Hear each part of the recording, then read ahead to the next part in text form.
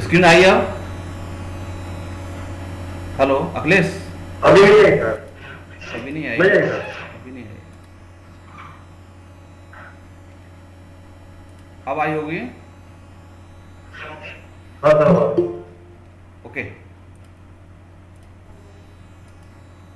शुरू करते हैं। तो मैंने अभी क्या बताया आपको, यहाँ से स्टार्ट किया था। ये हमारी कुछ डेफिनेशंस हैं, इन डेफिनेशन को समझाया था मैंने।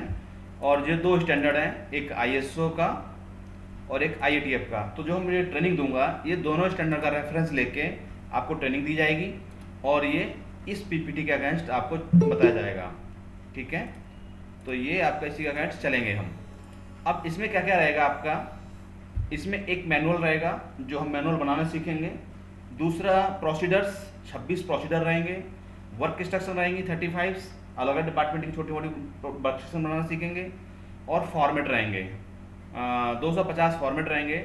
जैसे आप क्यूए का हो गया, क्यूएमएस का हो गया, एमआर का हो गया, प्रोडक्शन का हो गया, maintenance, RM store, FG store, है ना, purchase, marketing, R and D department, PPC, HR, training, इन सब के मिला के फॉर्मेट आपके करीब 250 फॉर्मेट हो जाएंगे।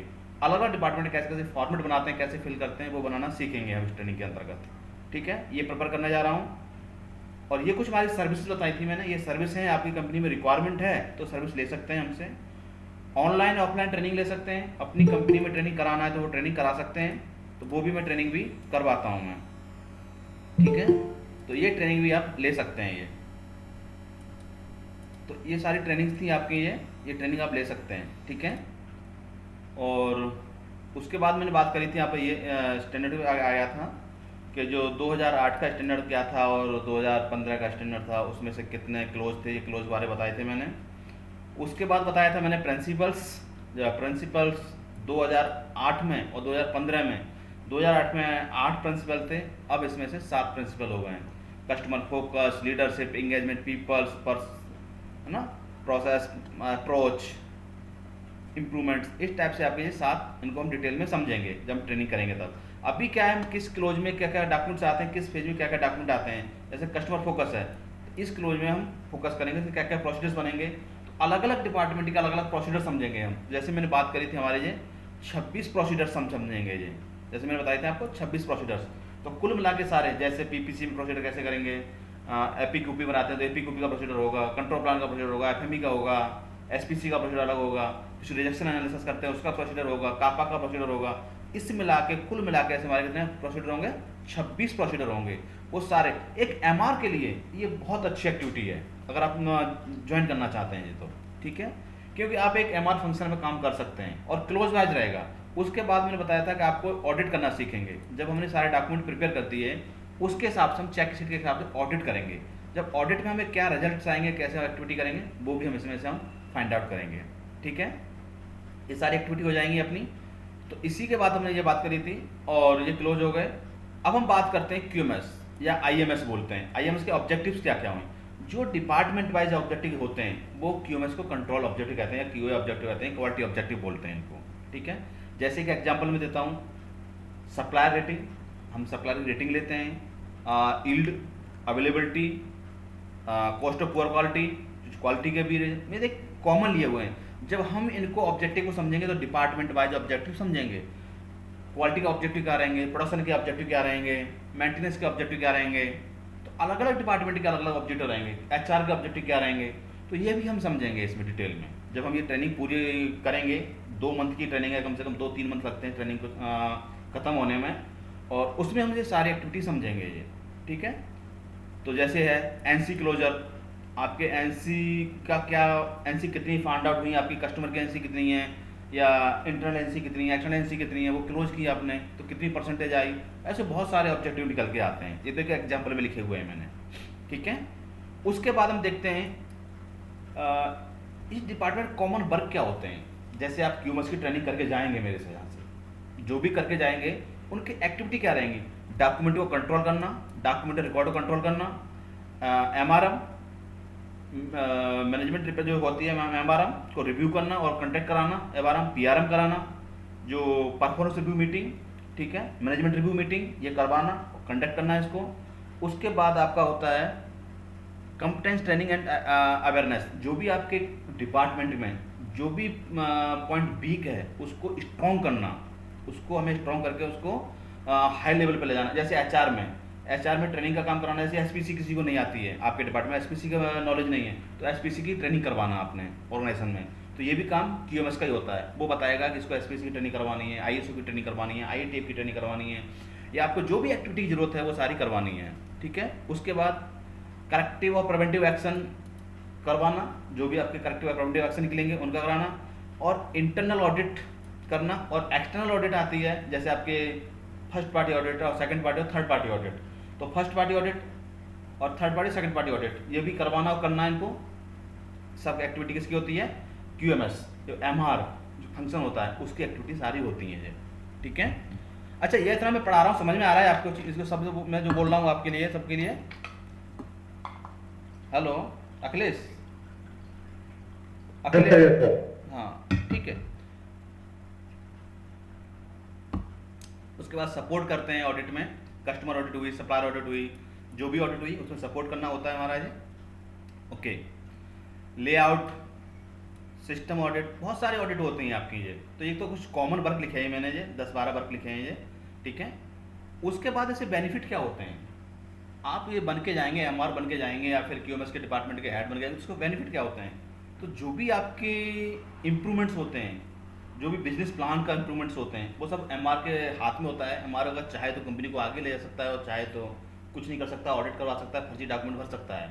अगर एक्चुअल में करना चाहे एमआर तो कंपनी को काफ़ी ग्रोथ में ले जा सकता है ना, क्योंकि वो रिजेक्शन कंट्रोल करवा सकता है, एक सिस्टमेटिक तरीके से काम करेगा। आपने देखा होगा जब ऑडिट होती है तो कंपनी में कितना 5S इम्प्लीमेंटेशंस, एक प्रॉपर तरीके से काम करना, और जैसे ही ऑडिट खत्म हुई बाकी बात सब क्या हो जाता है? इत्र बित्र हो जाता है। क्या हम ये नहीं कर सकते कंटिन्यू और फॉलो करें तो सिस्टम में सुधार होगा, काम करने में सुधार होगा, एक्टिविटी में सुधार होगा, कल्चर में सुधार होगा? अभी देखेंगे तो जब ऑडिट आएगी तो हाथ में ग्लव्स दे देंगे पहनने के लिए, गूगल से दे देंगे, पीपीज का यूज़ करेंगे, जो भी पीपीज यूज़ हो रही है वो सब करेंगे। ऑडिट के जाने के बाद सब पीपीज यूज़ नहीं करते, तब फिर उनकी एक्सीडेंट होने लगते हैं, इंजरी होने लगती हैं। तो वो सारी चीज़ें हैं। तो वो इम्प्रूवमेंट ऑफ द कम्युनिकेशंस जो भी आपके होते हैं उन सब करना, हायर कस्टमर सेटिस्फैक्शन, जब हमारी रिजेक्शन नहीं आएगी तो कस्टमर सेटिस्फैक्शन रहेगा, है ना, redact the cost of non quality जो भी है आपकी। तो ये सारी एक्टिविटी क्या है? ये हमारी बेनिफिट्स हैं। अब आप कहीं जाके बेनिफिट करोगे किसी कंपनी में तो आपकी ऑटोमेटिकली ही ग्रोथ होगी, ठीक है। ये सारी एक्टिविटी हैं, इनको हम देखते हैं।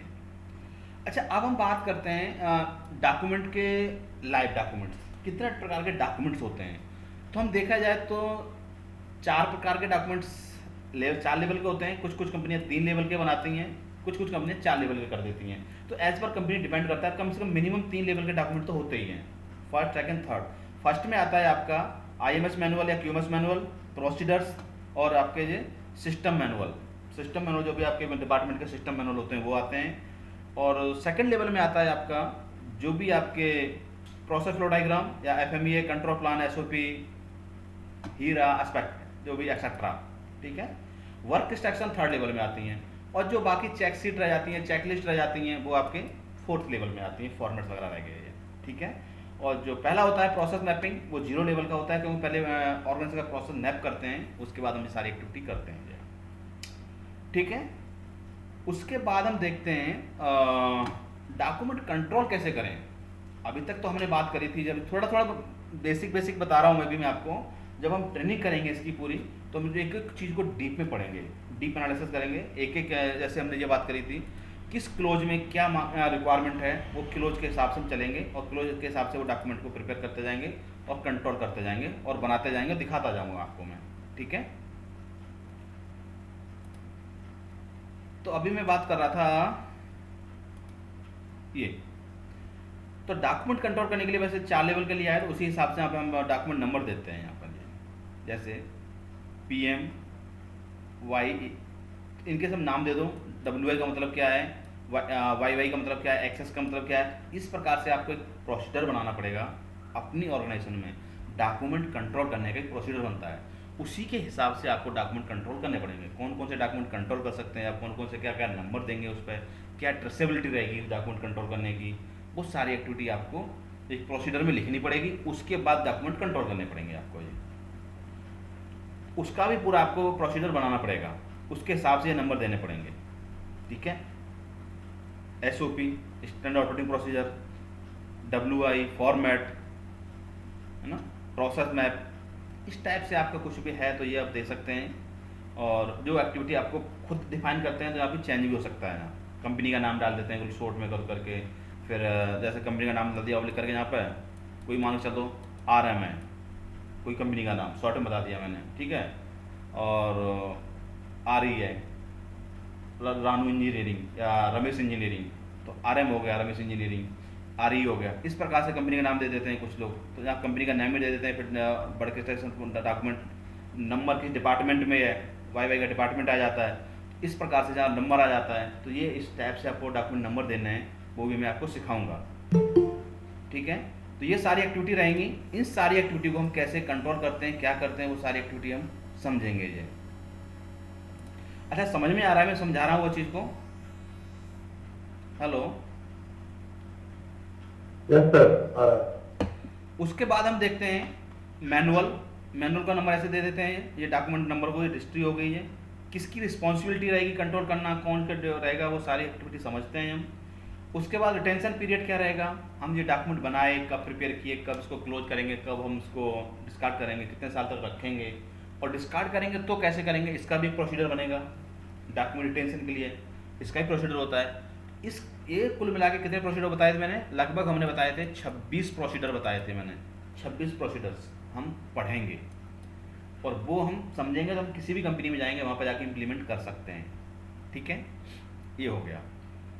तो जैसे मैंने बात करी थी ऑडिट, तो 3 टाइप की ऑडिट होती है, एक तो first party, second party, third party. First party कौन सी ऑडिट होती है, जो हम इंटरनल ऑडिट करते हैं, जो हम जैसे कंपनी में सर्टिफिकेट ले लिया IATF इंटरनल ऑडिटर का या ISO इंटरनल ऑडिटर का, हम ऑडिट कर सकते हैं, तो वो आपकी सेकंड पार्टी ऑडिट होती है। बोलते जाओ कुछ तो, कोई बोलो, कोई बोल नहीं दे कोई भी इसमें, ठीक है। और third party audit second party audit क्या होती है, आपका कस्टमर आप पे यहाँ आके ऑडिट करता है, अपने सप्लायर के यहाँ ऑडिट करेगा। जैसे आपकी मारुति कस्टमर है, तो मारुति आपके यहाँ ऑडिट करती है, तो क्या हो गई, वो आपका सेकंड पार्टी ऑडिट होगी। थर्ड पार्टी वो होती है, कोई एक्सटर्नल एजेंसी आपके यहाँ ऑडिट करती है, जैसे IATF की आप ऑडिट कर रहे हैं TUV से, तो TUV वाले आके कंपनी में जाके ऑडिट कर रहे हैं, वो आपकी थर्ड पार्टी ऑडिट हो गई। या कोई लीगल्स की ऑडिट हो रही है, कोई एजेंसी है जो ऑडिट कर रही है, आपने कोई एजेंसी हायर कर रखी है, वो ऑडिट कर रही है, क्योंकि कस्टमर ऑडिट आने से पहले आपको किसी ऑडिट कराना चाह रहे हैं, तो वो भी आपकी कौन सी होगी, थर्ड पार्टी ऑडिट होगी। तो आप ऑडिट तो समझ गए होंगे, first party, second party, third party. और भी ऑडिट होती हैं, layered audit, duck audit, fibres audit, बहुत सारी ऑडिट होती हैं, मैंने यहाँ दिखाई नहीं है, बहुत सारी ऑडिट भी करते हैं आप, वो भी सब समझेंगे और ऑडिट क्या क्या होती है वो, ठीक है। अब होता है NCs, जब हम ऑडिट करते हैं तो NC देते हैं, NC को क्लोज भी करते हैं, तो क्लोजिंग का ऑब्जर्वेशन होता है। जैसे मैं बात करूँ अभी IATF की जो भी NCs निकलती हैं वो कारा में क्लोज होती हैं, उसके लिए पूरा कारा में डिटेल में बनाना पड़ता है, उसका एविडेंस के साथ क्लोज होती हैं वो। और जो इंटरनल होती हैं हम वो इंटरनल क्लोज करते हैं NCs। तो NCs क्या होती हैं, NCs कब निकलती है, एक एग्जाम्पल देके बता रहा हूँ मैं। जैसे हमारा स्पेसिफिकेशंस है 100 सेंटीग्रेड टेम्परेचर आ रहा है कहीं पर, ठीक है, ±5 सेंटीग्रेड दिया हुआ है। अपर लिमिट कितनी होगी हमारी 95, लोअर लिमिट, और अपर लिमिट होगी हमारी 105, ठीक है। और इसके बीच में तो ओके है ये, और जो 110 आया और 90 आया ये हमारा रिजेक्ट है। अगर हमने ये पैरामीटर पाए गए लाइन पे तो ये आएगा NC में, क्योंकि भाई हमारा प्रोसेस पैरामीटर मीट अचीव नहीं हुआ। तो अगर ये प्रोसेस पैरामीटर अचीव नहीं हुआ तो हमारे किस में जाएगा, ये NCs के अंतर्गत जाएगा। अब इसका हमें एक्शन प्लान देना पड़ेगा। अब क्यों आया, अगर उस समय आपने फोरम भर रखा है, चेंज मैनेजमेंट भर रखा है, तो भाई हमारी मशीनों की प्रॉब्लम चल रही थी इसलिए हमने ये टेम्परेचर अचीव नहीं हुआ, तो आपका फिर वो क्या होगा, किस में आएगा, NC में नहीं आएगा, ऑब्जर्वेशन में आ जाएगा आपका, ठीक है। इंप्रूवमेंट किया है आपने, फोरम दिखा दिया आपने, तो NC में नहीं आएगा वो। अगर आपके पास फोरम भी नहीं है और ये डायरेक्ट उसने पकड़ लिया ऑडिटर ने, तो ये NC में आएगा।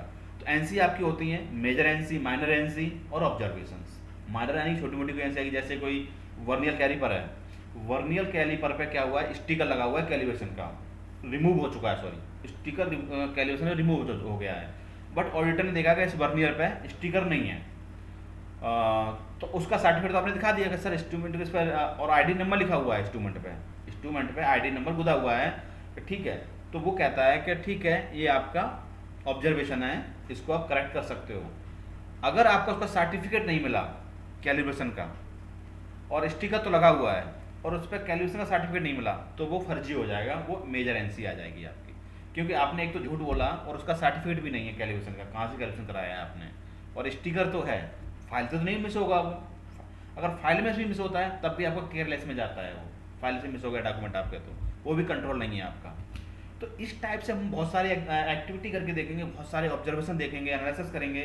तो अलग अलग जो टीम बनाएंगे, हम टीम में जो भी एक्टिविटी करेंगे सारे मिलके इसमें हम काम करेंगे और एक्टिविटी करके सुनेंगे, पढ़ेंगे, समझेंगे वो सारी एनसी कैसे क्लोज करते हैं, कैसे ओपन करते हैं। और ऑडिट और ऑडिटी दोनों रहेंगे, तो ऑडिट अपनी एनसी को, ऑडिटर कैसे एनसी फाइंड आउट करेगा और ऑडिटर ऑडिटी कैसे एनसी को बचाएगा, हम वो भी इसमें सिखाएंगे। इस ट्रेनिंग में हम सारा कुछ सीखेंगे, ठीक है। ये क्यूएमएस की पॉलिसी कैसे बनाते हैं, क्यूएमएस की पॉलिसी क्या होती है, क्यूएमएस की पॉलिसी बनाना सीखेंगे। ये सारी एक्टिविटी हो गई आपकी। उसके बाद आता है आपका ये पॉलिसीज़ हो गई आपकी, क्वालिटी पॉलिसी हो गई, ये सब पॉलिसीज़ हो गई। ये डिपार्टमेंट है, इन सब डिपार्टमेंट की हम एक्टिविटी सीखेंगे। जैसे मैंने बताया था एचआर डिपार्टमेंट है, एमआर डिपार्टमेंट है, टॉप मैनेजमेंट है, ठीक है, प्रोडक्शन है, क्वालिटी है, मेंटेनेंस है, एचआर है, एमआर है, परचेज है, स्टोर एंड मार्केटिंग है, सेल्स एंड मार्केटिंग है, आरएनडी है, पीपीसी, एफजी, ये सब डिपार्टमेंट होते हैं। किसी किसी डिपार्टमेंट कुछ कम डिपार्टमेंट है, और हम जो रेफरेंस लेंगे वो आप लोगों के ही हिसाब से रेफरेंस लेंगे। आप लोग अपनी कंपनी में एक्टिविटी करेंगे, मैं आपसे केस स्टडी दूंगा, आप अपनी कंपनी में रेफरेंस देके सीखेंगे। तो मैं जो ट्रेंड करता हूँ मैं आपको पूरा फुल ट्रेंड कर दूंगा एक एमआर के लिए परफेक्ट, आप ट्रेनिंग ज्वाइन करते हैं तो, ठीक है। ये सारी एक्टिविटी रहेंगी आपकी, ठीक है। ये सारी एक्टिविटी हो गई आपकी। ये सब आपके प्लान, डू, चेक, एक्ट, किसके प्लान में क्या एक्टिविटी आते हैं, कौन से क्लोज प्लान में आते हैं, कौन से डू में प्लान में आते हैं, कौन चेक में, एक्ट में क्या क्या आते हैं, सबके एक एक क्लोज का एक एक मीनिंग समझेंगे। एक एग्जांपल लेता हूं मैं, ये 4 नंबर क्लोज का, ठीक है। 4 नंबर क्लोज में क्या आता है, कैसे हम सिखाऊंगा आपको मैं, ठीक है। एक एग्जांपल ले लेता हूँ उसका भी मैं। जैसे सीट खुल रही है, एक मिनट जी।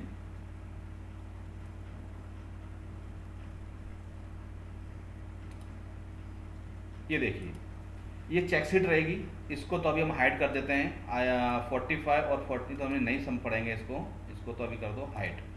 अभी हम देखेंगे ये IATF और 9K 9000, ठीक है। तो पहले क्लॉज में क्या दे रखा है, रिस्क कंट्रोल। रिस्क कंट्रोल कैसे करते हैं हम, रिस्क कंट्रोल को हम फाइंड आउट करेंगे और रिस्क कंट्रोल पर हम बात करेंगे, ठीक है। और तो अब रिस्क कंट्रोल कैसे बनाते हैं, तो उसके लिए हम क्या करेंगे, पहले जो हमारी पार्टीज होंगी, इंटरेस्टेड पार्टीज होंगी, उनको हम पहले बनाते हैं। तो इंटरेस्टेड पार्टी कौन कौन सी होती हैं, ये इंटरेस्टेड पार्टीज हैं हमारी, ISO की, IATF की, ये इंटरेस्टेड पार्टी रहती हैं हमारी, ठीक है। इसी बेस पे हम बनाते हैं। तो हम एक एक्टिविटी लेते हैं, ये उसको तो नीचे कर दो, ये है जहाँ से मैंने बात किया, प्रोडक्शन डिपार्टमेंट लिया मैंने ये, ठीक है। प्रोडक्शन डिपार्टमेंट की एक केस स्टडी ले लेता हूँ, इस प्रकार से सिखाऊंगा मैं आपको, ठीक है। और इसमें हम देखेंगे तो क्या है, आइडेंटिफिकेशन के ऊपर प्रोसेस क्या है हमारा, आइडेंटिफिकेशन। तो आइडेंटिफिकेशन क्या है, इंटरनल है हमारे जो प्रोडक्ट की आइडेंटिफिकेशन है। तो हमारा इसमें से क्या रहेगा, आइडेंटिफिकेशन प्रॉपर आइडेंटिफिकेशन होना चाहिए। रिस्क क्या है वहाँ पर, इसका रिस्क क्या रहेगा, यानी अगर आइडेंटिफिकेशन प्रॉपर नहीं होगा तो हमारा मटेरियल मिक्सअप हो जाएगा, और जो हम उसको डिस्पैच करेंगे तो गलत माल डिस्पैच हो जाएगा और हमें कोई पता नहीं लगेगा ओके है कि नॉट ओके है। तो इससे क्या होगा, हमारा इफेक्ट क्या आएगा, आने हमारी रॉन्ग शिपमेंट हो सकती है, रोड डिस्पैच हो सकती है। इस टाइप से एक एग्जांपल लिया हमने ये, ठीक है। अब इसके लिए हमें क्या रहेगा, एग्जिस्टिंग कंट्रोल क्या रहेगा हमारे पास, 100% आइडेंटिफिकेशन करेंगे हम, जो तो एक का लिया है मैंने। अब इसकी रेटिंग देते हैं मुझे, हेलो, हाँ बोलिए ना, 9 बजे करेंगे क्लास है ना, ठीक है। तो ये हम जहाँ से बात करेंगे, ये इसके लिए हम क्या करते हैं, इसको नंबर देते हैं। ये नंबर कैसे देते हैं, ये अलग अलग कंपनी में इसका प्रोसीजर बनता है, उस प्रोसीजर के अकॉर्डिंग इसको हम नंबरिंग देते हैं। जैसे कि एग्जांपल दिखाता हूँ मैं इसका, जैसे ये है सेवरिटी के लिए हम ये नंबर देंगे 1 2 3 4, और अक्रेंस के लिए हम ये नंबर देंगे। तो अक्रेंस क्या होता है, यानी ये कितने बार अकर कर रहा है, साल में एक बार आ रहा है, मंथ में एक बार आ रहा है, या डेली आ रहा है। डेली आ रहा है तो 5 नंबर देंगे हम, वीक में एक बार आ रहा है 3 नंबर 4 नंबर देंगे, इस प्रकार से मंथ में एक बार आ रहा है तो 3 नंबर देंगे, साल में एक बार आ रहा है तो 2 बार देंगे। तो ये केस कितनी बार रिपीट हो रहा है और कितना आपका सिवियरिटी है, कितना सीवियर है, कितना इफेक्टिव है आपके लिए केस से, इसके आधार पर हम इसमें से रेटिंग नंबर देते हैं। कौन से रेटिंग नंबर देते हैं हम इसमें, ये रेटिंग नंबर देते हैं। और इन दोनों का मल्टीप्लाई करके यहाँ पे हम ये निकलता है हमारा टोटल रेटिंग। इसको बोलते हैं हम, क्या बोलते हैं टोटल, इसको आपने पढ़ा होगा एफएमई में, RPN number, risk priority number. ठीक है, आपने पढ़ा होगा ये, उसमें क्या बोलते हैं, रिस्क प्रायोरिटी नंबर बोलते हैं इसको। एस और ओ को मल्टीप्लाई करके जो निकल के आता है, अब इसमें जो निकलता है वो कितना हाई रहेगा, कितना मैंडेटरी रहेगा, वो इसके ऊपर डिसाइड करते हैं कितने आरपीएन नंबर आप रख सकते हैं, कितने आरपीएन नंबर नहीं रख सकते। तो एज पर कंपनी की रिक्वायरमेंट के अकॉर्डिंग हम ये नंबर शो करते हैं और रखते हैं। बात समझ में आ रही है आप सभी को? हेलो, ठीक है अखिलेश? yes sir, आ रही। ठीक है, जैसे मैं इस सीट में बात करूं, यहाँ पे मैंने ये दिखा रखा है, आपको शायद दिख रहा होगा ये अकरेंस एक दिया लोअर, मीडियम और हाई, 1 2 3। इसी में सेवरिटी के लिए भी दिया है मैंने 1 2 3, और जो इसका कंटेंट निकल के आएगा, जो मल्टीप्लाई करके आएगा, अगर 4 से कम रहेगा तो लो में रहेगा, मीडियम रहेगा, मेजर है, या फिर आपका सीवियर है, या इसका सिग्निफिकेंट है, नॉन सिग्निफिकेंट है, इस टाइप से मैंने दे दिया है। तो इसका भी एक प्रोसीजर बनता है, तो ये प्रोसीजर भी बनाना सिखाता हूँ। जैसे आपको रिस्क का एक प्रोसीजर दिखाता हूँ आपको मैं, ये प्रोसीजर है, इस टाइप से आपको प्रोसीजर बनाना भी सीखेंगे। तो ये प्रोसीजर है, ये किस आईटीए पे किस क्लोज में आता है, 9.11, 9.112, 9.111, इस क्लोज में भी आएगा आपका ये।